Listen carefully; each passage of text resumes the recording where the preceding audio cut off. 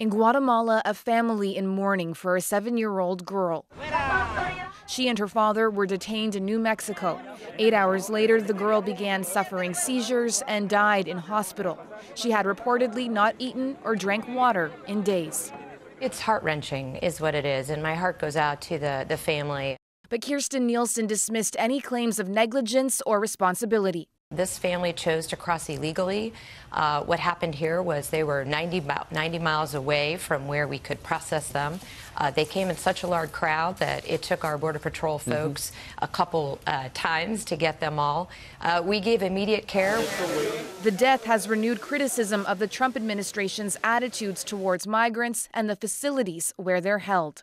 These facilities are essentially jails. They're usually a processing desk surrounded by several very rudimentary cells with, say, a metal bench, a half wall, and a toilet.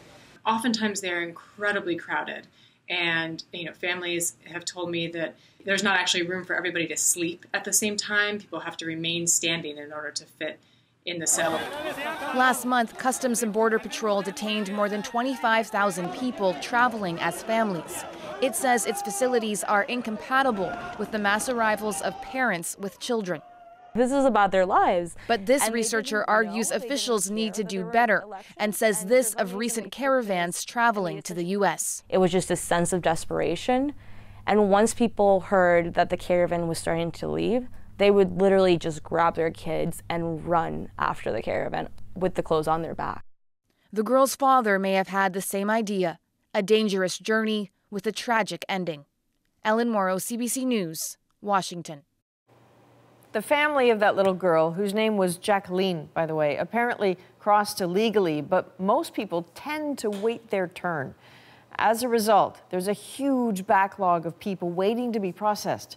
U.S. officials are restricting applicants at one particular crossing in Tijuana, Mexico, to between just 40 and 100 per day. A lot more than that are trying to get through.